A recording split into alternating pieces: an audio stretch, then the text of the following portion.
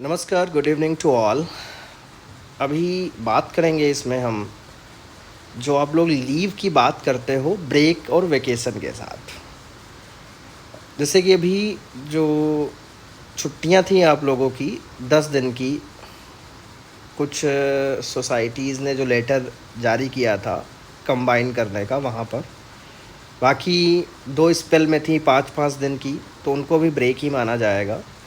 तो क्वेरीज़ ये हैं अभी भी लोगों की, क्योंकि इधर जो 5 डेज़ की लीव जो दिवाली पे है, जहाँ पर कंबाइन नहीं किया गया था, तो उनको वो छुट्टियाँ लेनी है। और वो चूँकि ब्रेक ही है, क्योंकि उनका कॉम्बिनेशन हुआ नहीं था, मर्ज किया नहीं गया था। तो अभी भी लोगों की क्वेरीज़ आ रही हैं कि सर क्या करें, लें या ना लें। तो मैं फिर कह रहा हूँ कि इसमें प्रिंसिपल से आप बात कर लीजिए। अगर वो आपको प्रेजेंट दिखा देता है तब तो कोई समस्या नहीं है, या मैटर कभी पकड़ा नहीं जाता है तो कोई समस्या नहीं है। लेकिन अगर मैटर कभी ये आता है किसी की नज़र में तो फिर दिक्कत होगी, और उसमें पूरी रिस्पॉन्सिबिलिटी आपकी होगी। तो ज़रा हम बात कर लेते हैं रूल्स की। जैसे ये आप रूल बुक देख सकते हैं, इसमें पॉइंट नंबर 139 हम पढ़ेंगे। सबसे पहले वैकेशन की बात करेंगे हम। In order to facilitate administrative arrangements, the vacational staff are required to be on duty on the last working day before the vacation and on the first working day after the vacation। जैसे इन्होंने कहा है, वैसे तो जो vocational staff होता है उससे ये एक्सपेक्ट किया जाता है कि वो वैकेशन जब शुरू होती हैं उसके पहले, और वैकेशन जब ख़त्म होती हैं तो उसके बाद वाला जो भी जस्ट उसके बाद जो भी ज्वाइनिंग डे होता है उस दिन उसको प्रेजेंट रहना है। This rule can be relax, लेकिन एक कंडीशन है जिसमें इस रूल को थोड़ा रिलैक्सेशन दी जा सकती है। इन एक्सेप्शनल सर्कमस्टांसेस, कुछ विशेष परिस्थितियां हैं, such as leave on medical certificate. जैसे कोई बीमार ही पड़ गया तो उसके लिए ज़रूरी नहीं है, फिर उसको छूट दी गई है। अगर वो मेडिकल सर्टिफिकेट प्रोड्यूस करता है तो उसको लीव मिल जाएगी। ये मैं वैकेशन की बात कर रहा हूँ, समर वैकेशन को सिर्फ इससे समझिए आप, ठीक है। वैकेशन जहाँ भी मैं बोलूँ वहाँ पे समर वैकेशन आप समझिए। Cases other than leave on medical certificate should be reported to the regional officer along with a written explanation of the staff member for regularization। और ये कह रहे हैं कि अगर कोई ऐसा एम्प्लॉई है जो मेडिकल सर्टिफिकेट के बिना छुट्टी चाहता है तो उसके केस को रिपोर्ट किया जाना चाहिए कहाँ, रीजनल ऑफिसर के पास। यानी प्रिंसिपल एम्पावर्ड नहीं है इसके लिए, मतलब वो उसको सैंक्शन तो कर सकता है छुट्टी, बट उसकी रिपोर्टिंग ज़रूरी है रीजनल ऑफिस को। ये रीजनल ऑफिस इसलिए है क्योंकि ये चूँकि केवीएस की बात कर रहे हैं, ये केवीएस एनवीएस के लिए है ये, तो उसकी बात कर रहे हैं क्योंकि वहाँ पे आरओज होते हैं रीजनल ऑफिसेस। आपके यहाँ सोसाइटीज़ होती हैं, तो दोनों का काम सेम ही है। फिर कह रहे हैं कि प्रॉपर एक्सप्लेनेशन के तहत सूचना देनी चाहिए आपको कि भाई हमारा वैकेशन था ये, लेकिन इसमें ये टीचर इस रीज़न से छुट्टी पे रहेगा या जो भी है, तो वो प्रिंसिपल इंटीमेट करेगा रीजनल ऑफिसर्स को। कह रहे pending the orders of the regional officer there is no objection to draw the vacation pay in such cases provisionally. अब मान लो प्रिंसिपल ने इस मैटर को भेज दिया रीजनल ऑफिस को कि भाई हमारा ये टीचर है तो इसका छुट्टी पे रहा है या रहेगा। अब वहाँ से कोई रिप्लाई टाइमली नहीं आता है और इधर सैलरी निकलनी है, वहाँ से कोई भी रिप्लाई नहीं आता है, तो उन्होंने कहा pending the orders of the regional officer there is no objection to draw the vacation pay provisionally. तो प्रोविजनली उसकी सैलरी तब तक निकाल दी जानी चाहिए। बाद में जो रिप्लाई ऊपर से आएगा, अगर उनको लगता है भाई रीजनल ऑफिसर्स को कि हाँ छुट्टी ठीक है, कोई समस्या नहीं है, तब तो कोई दिक्कत नहीं। और अगर लगता है कि नहीं छुट्टी जो एक्सप्लेनेशन दिया गया वो सही नहीं है, तो बाद में वो सैलरी रिकवर करी जा सकती है, या उसको जैसे भी चाहें वो ट्रीट कर सकते हैं, अपना जो भी करें, वो मैटर बाद का है। लेकिन अगर कोई रिप्लाई वहाँ से नहीं आता है तो उसको मतलब प्रोविजनली तब तक सैलरी रिलीज़ कर दी जानी चाहिए। इस पैराग्राफ पे इतनी बात करी गई है। दूसरा 140 इसमें है vacation can be combined with casual leave. Vacation यानी समर वैकेशन जो है उसको कैजुअल लीव के साथ कंबाइन किया जा सकता है, but not with special leave और कंपेंसेटरी लीव और टर्मिनल लीव। कह रहे हैं कि केवल जो वैकेशन है उसको कैजुअल लीव सीएल के साथ कंबाइंड किया जा सकता है, स्पेशल लीव या कंपेंसेटरी लीव या टर्मिनल लीव के साथ कंबाइंड नहीं किया जा सकता, यानी मिलेगी तो सीएल मिलेगी। फिर कह रहे हैं vacation can how ever be combined with regular leave, regular leave के साथ भी कंबाइंड किया जा सकता है, लेकिन उसके साथ है provided prior sanction for the leave is obtained. अगर रेगुलर लीव के साथ आप ले रहे हो तो वो पहले से आपकी सैंक्शन हो जाए, ठीक है। In such cases vacation pay that would have been drawn had the staff member been on duty can be drawn for the period of vacation and for the period of leave taken in combination, तो उसमें पूरी salary मिलेगी।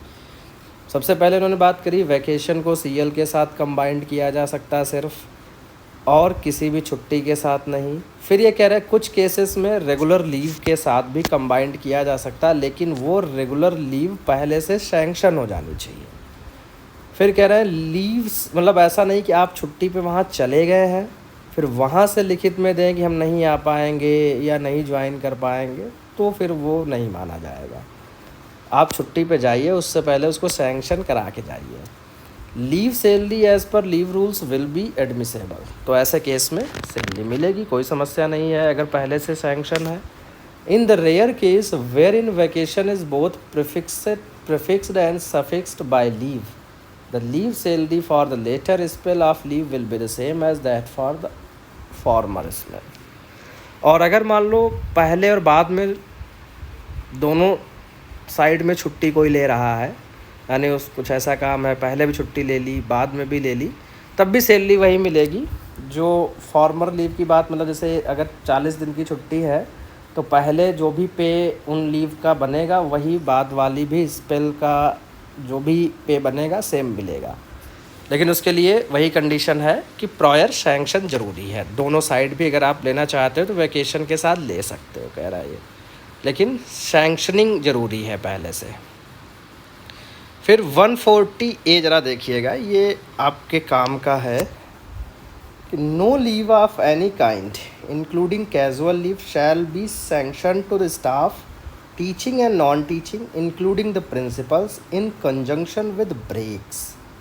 कह रहे किसी भी तरीके की छुट्टी को स्वीकृत नहीं किया जा सकता है, किसके साथ, ऑटम एंड विंटर ब्रेक के साथ। ऊपर तो हमने समर वेकेशन की बात करी थी, ऑटम और विंटर की जो छुट्टियां होती हैं उनके साथ किसी भी तरीके की छुट्टी देय नहीं है, चाहे टीचिंग स्टाफ हो चाहे नॉन टीचिंग स्टाफ हो, इन्होंने सीधे सीधे मना कर दिया।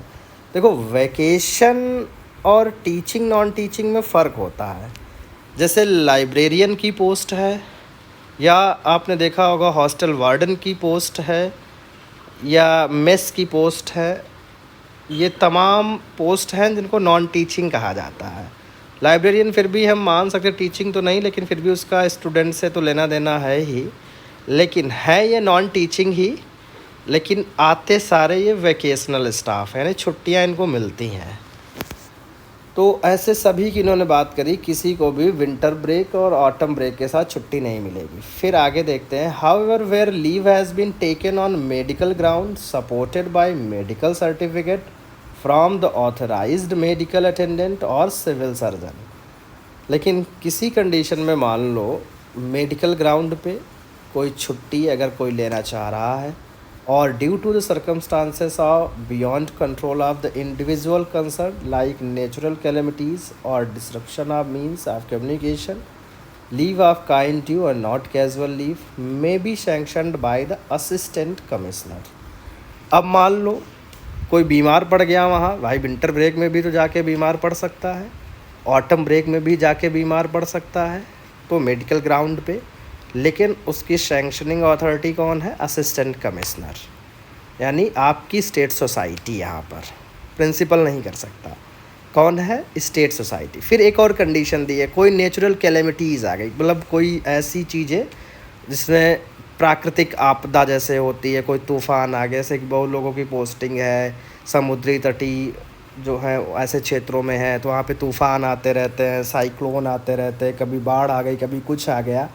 तो ऐसी नेचुरल कैलेमिटीज़ में अर्थक्वेक आ गया तो वो नहीं ज्वाइन कर पा रहा है, तब भी मतलब छुट्टी उसको मंजूर हो जाएगी असिस्टेंट कमिश्नर के द्वारा। फिर आगे देखते हैं क्या बात करते हैं ये। May be sanctioned by the assistant commissioner in conjunction with break at his or her description subject to the production of proof to the satisfaction of the assistant commissioner concern. आपको प्रूफ देना पड़ेगा, हाँ ये एक natural या प्राकृतिक आपदा ये आ गई थी जिसकी वजह से हम नहीं ज्वाइन कर पाए या हमें छुट्टी चाहिए। एक तो हो गया विंटर ब्रेक में सबसे पहला पॉइंट, किसी भी तरीके की छुट्टी एडमिसेबल नहीं है, पहला इन्होंने कह दिया। दूसरा कह रहा है कुछ केसेस हैं जिनमें छुट्टी मिल सकती है, एक है मेडिकल ग्राउंड, दूसरा है प्राकृतिक आपदाएं आ जाएं उस केस में ले सकते हैं, और उनको भी सैंक्शन कौन करेगा? Assistant commissioner. आपके यहाँ स्टेट सोसाइटी करेगी, प्रिंसिपल नहीं कर सकता। फिर कहते हैं इन अदर केसेस, ये ज़रा पढ़िएगा, 4 लाइन इंपॉर्टेंट हैं। In other cases the whole period including the break will have to be treated as leave of the kind due apart from any other action which is the assistant commissioner may decide to take action against the defaulting employees। अन्य किसी भी case में अगर कोई employee छुट्टी लेता है winter और ऑटम ब्रेक के साथ, जो ऊपर 2 केसेस दिए उनके अलावा, तो पूरा पीरियड जो है कह रहे होल पीरियड उसको leave of the kind due माना जाएगा, यानी वो पूरा आपका ईओएल हो जाएगा, या असिस्टेंट कमिश्नर जो भी डिसाइड करे, जो भी एक्शन वो लेना चाहे डिफ़ॉल्टिंग एम्प्लॉई के अगेंस्ट वो ले सकता है। तो ये था प्रूफ आप लोगों के लिए, देख लीजिए, और ये मैंने ग्रुप में शेयर भी कर दिया है और मिल गया होगा आई होप सभी को। और जिसको ना मिला हो मैं अपने ग्रुप की लिंक दे रहा हूँ इस वीडियो के डिस्क्रिप्शन बॉक्स में, आप लोग जुड़ जाइए, मिल जाएगा वहाँ से।